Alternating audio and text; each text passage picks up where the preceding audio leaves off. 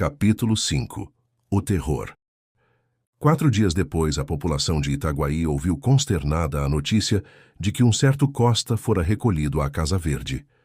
Impossível, qual impossível? Foi recolhido hoje de manhã. Mas, na verdade, ele não merecia.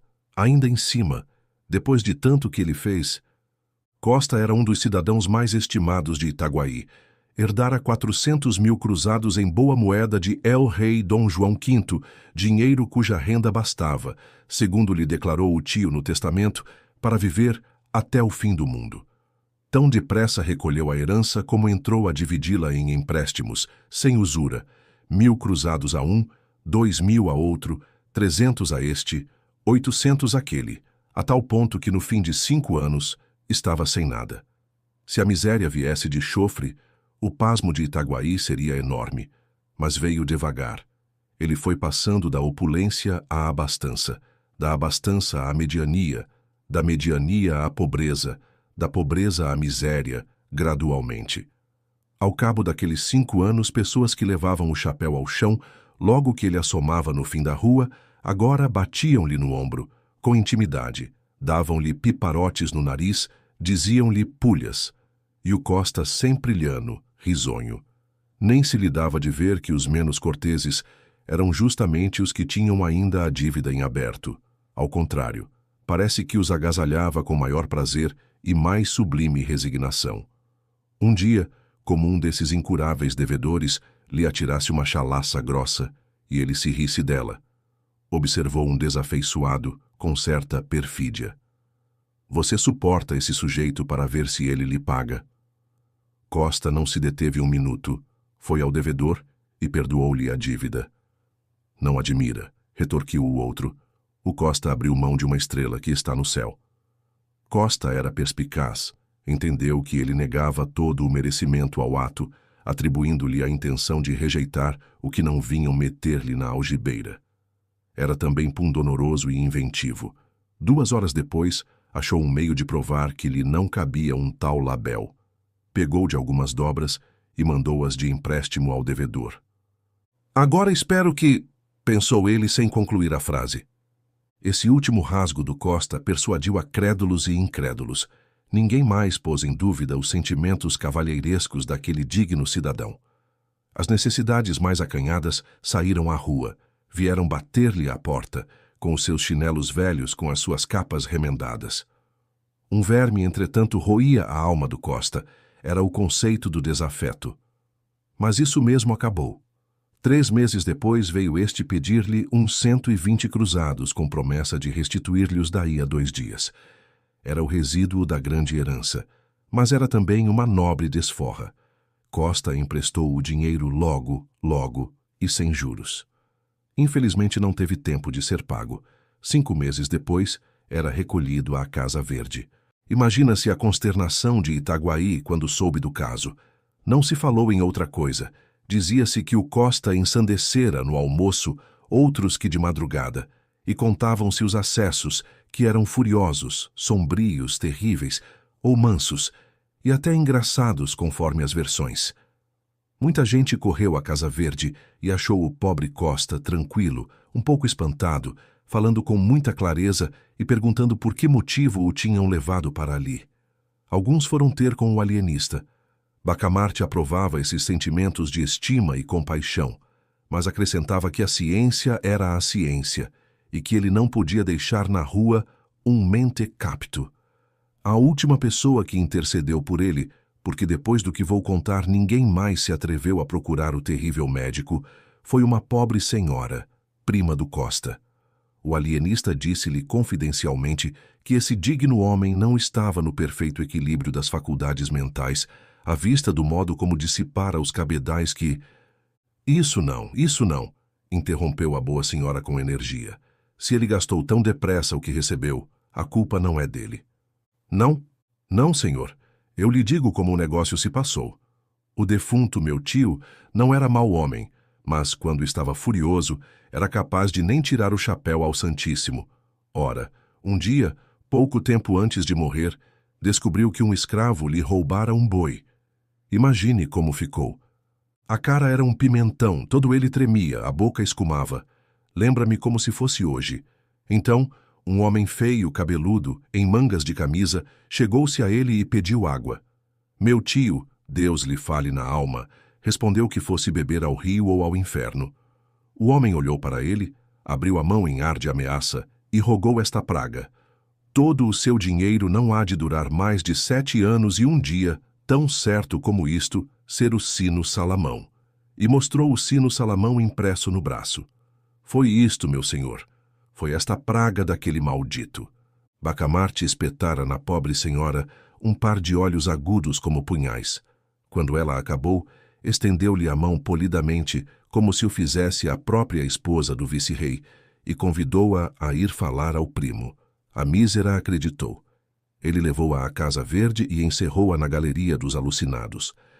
A notícia desta aleivosia do ilustre Bacamarte lançou o terror à alma da população.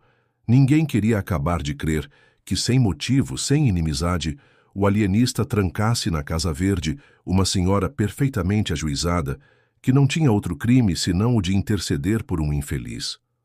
Comentava-se o caso nas esquinas, nos barbeiros, edificou-se um romance, umas finezas namoradas que o alienista outrora dirigira à prima do Costa, a indignação do Costa e o desprezo da prima. E daí a vingança. Era claro. Mas a austeridade do alienista, a vida de estudos que ele levava, pareciam desmentir uma tal hipótese. Histórias. Tudo isso era naturalmente a capa do velhaco. E um dos mais crédulos chegou a murmurar que sabia de outras coisas.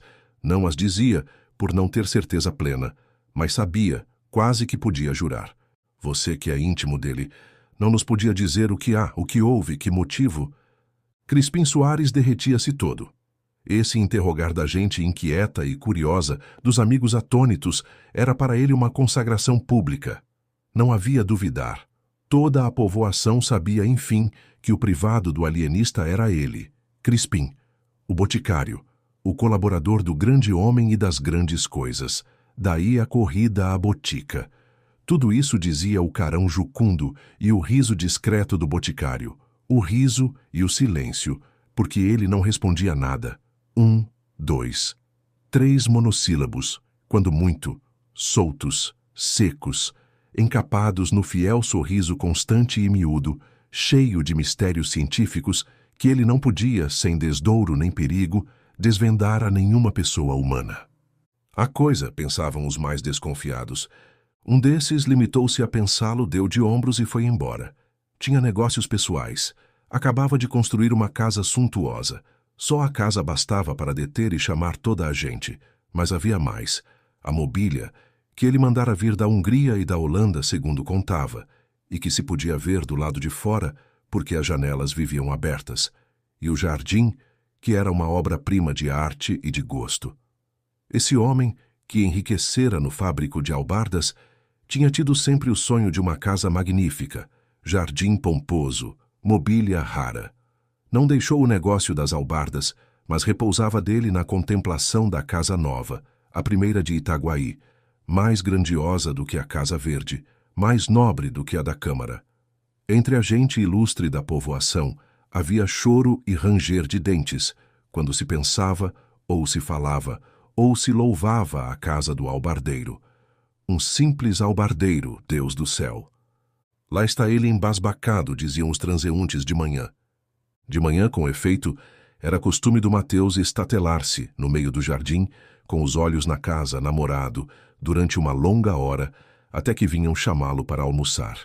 Os vizinhos, embora o cumprimentassem com certo respeito, riam-se por trás dele, que era um gosto. Um desses chegou a dizer que o Mateus seria muito mais econômico e estaria riquíssimo se fabricasse as albardas para si mesmo. Epigrama ininteligível, mas que fazia rir as bandeiras despregadas. Agora lá está o Mateus a ser contemplado, diziam à tarde.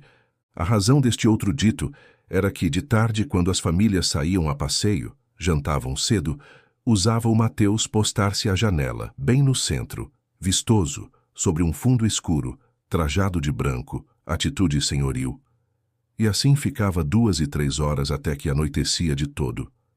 Pode crer-se que a intenção do Mateus era ser admirado e invejado, posto que ele não a confessasse a nenhuma pessoa, nem ao boticário, nem ao padre Lopes, seus grandes amigos.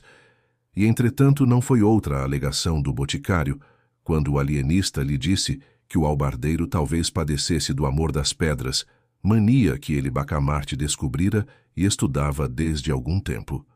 Aquilo de contemplar a casa... Não, senhor, acudiu vivamente Crispim Soares.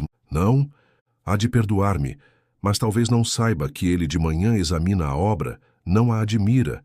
De tarde são os outros que o admiram a ele e a obra. E contou o uso do albardeiro, todas as tardes, desde cedo até o cair da noite. Uma volúpia científica alumiou os olhos de Simão Bacamarte. Ou ele não conhecia todos os costumes do albardeiro, ou nada mais quis, interrogando o Crispim, do que confirmar alguma notícia incerta ou suspeita vaga. A explicação satisfê-lo, mas como tinha as alegrias próprias de um sábio, concentradas, nada viu o boticário que fizesse suspeitar uma intenção sinistra. Ao contrário, era de tarde, e o alienista pediu-lhe o braço para irem a passeio. Deus, era a primeira vez que Simão Bacamarte dava ao seu privado tamanha honra. Crispim ficou trêmulo, atarantado. Disse que sim, que estava pronto. Chegaram 2 ou 3 pessoas de fora. Crispim mandou-as mentalmente a todos os diabos. Não só atrasavam o passeio, como podia acontecer que Bacamarte elegesse alguma delas para acompanhá-lo e o dispensasse a ele. Que impaciência, que aflição. Enfim, saíram. O alienista guiou para os lados da casa do albardeiro, viu-o à janela, passou 5, 6 vezes por diante, devagar, parando, examinando as atitudes, a expressão do rosto. O pobre Mateus apenas notou que era objeto da curiosidade ou admiração do primeiro vulto de Itaguaí, redobrou de expressão, deu outro relevo às atitudes. Triste, triste, não fez mais do que condenar-se. No dia seguinte, foi recolhido à Casa Verde. A Casa Verde é um cárcere privado, disse um médico sem clínica. Nunca uma opinião pegou e graçou tão rapidamente. Cárcere privado. Eis o que se repetia de norte a sul e de leste a oeste de Itaguaí. Há medo, é verdade, porque durante a semana que se seguiu à captura do pobre Mateus, 20 e tantas pessoas, 2 ou 3 de consideração, foram recolhidas à Casa Verde. O alienista dizia que só eram admitidos os casos patológicos, mas pouca gente lhe dava crédito. Sucediam-se as versões populares: vingança, cobiça de dinheiro, castigo de Deus, monomania do próprio médico, plano secreto do Rio de Janeiro, com o fim de destruir em Itaguaí qualquer germen de prosperidade que viesse a brotar, a arvorecer, florir, com desdouro e míngua daquela cidade. 1000 outras explicações que não explicavam nada, tal era o produto diário da imaginação pública. Nisto chegou do Rio de Janeiro a esposa do alienista, a tia, a mulher do Crispim Soares, e toda a mais comitiva, ou quase toda, que algumas semanas antes partira de Itaguaí. O alienista foi recebê-la, com o boticário, o padre Lopes, os vereadores e vários outros magistrados. O momento em que Dona Evarista pôs os olhos na pessoa do marido é considerado pelos cronistas do tempo como um dos mais sublimes da história moral dos homens, e isto pelo contraste das duas naturezas, ambas extremas, ambas egrégias. Dona Evarista soltou um grito, balbuciou uma palavra e atirou-se ao consorte, de um gesto que não se pode melhor definir do que comparando-o a uma mistura de onça e rola. Não assim o ilustre Bacamarte, frio como um diagnóstico, sem desengonçar por um instante a rigidez científica, estendeu os braços à dona que caiu neles e desmaiou. Curto incidente.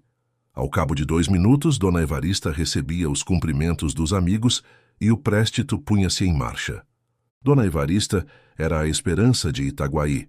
Contava-se com ela para minorar o flagelo da Casa Verde.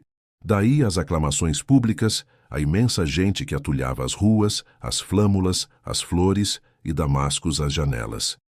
Com o braço apoiado no do padre Lopes, porque o eminente Bacamarte confiara a mulher ao vigário e acompanhava-os a passo meditativo, Dona Evarista voltava a cabeça a um lado e outro, curiosa, inquieta, petulante. O vigário indagava do Rio de Janeiro, que ele não vira desde o vice-reinado anterior.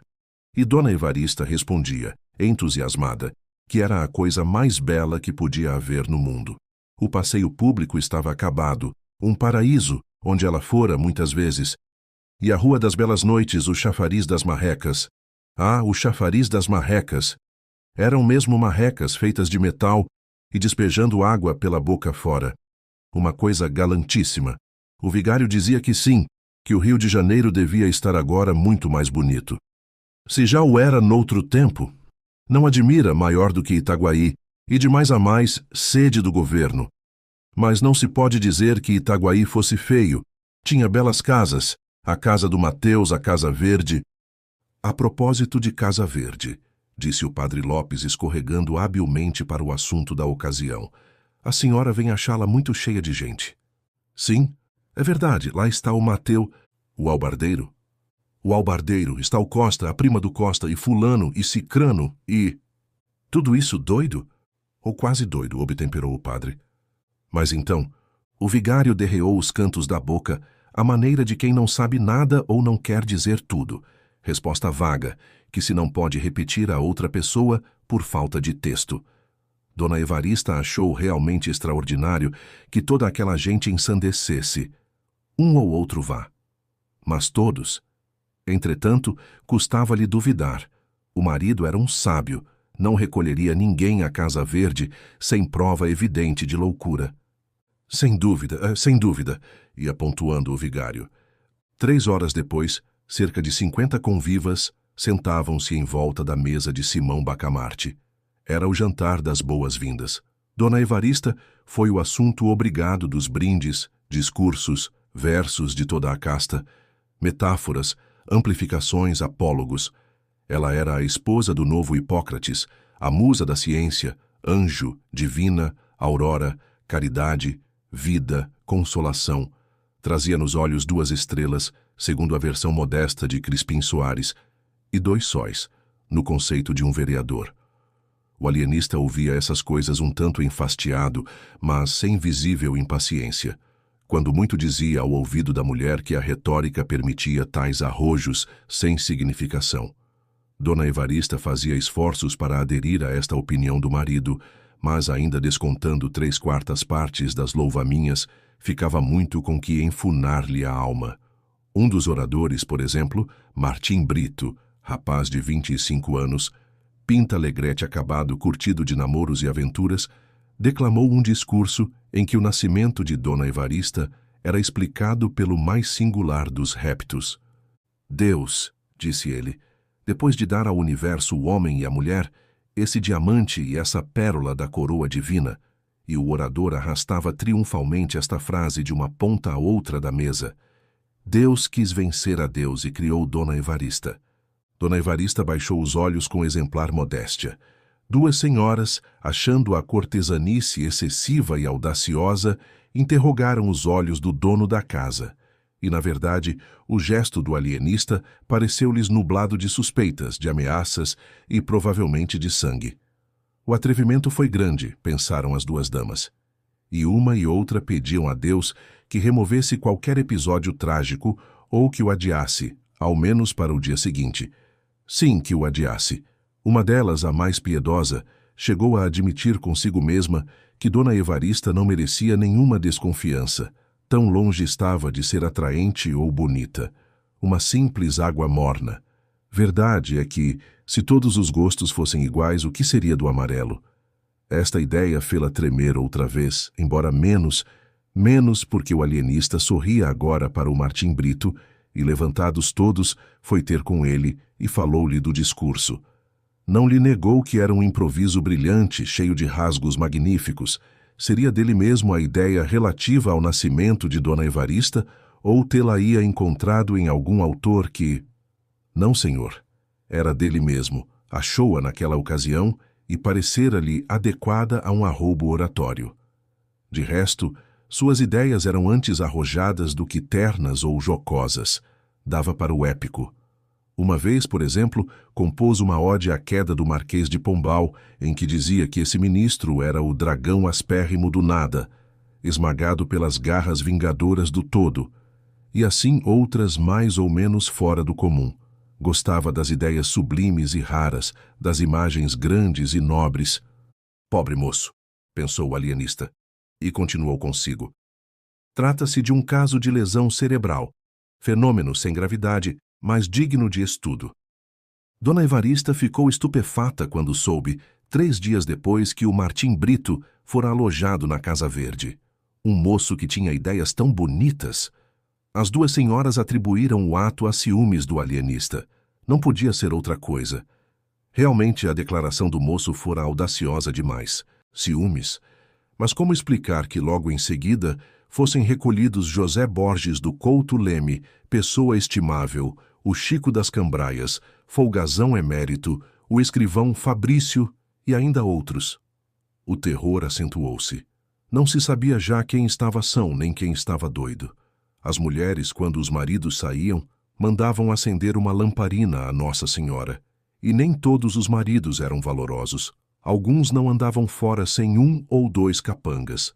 Positivamente o terror. Quem podia, emigrava. Um desses fugitivos chegou a ser preso a 200 passos da vila.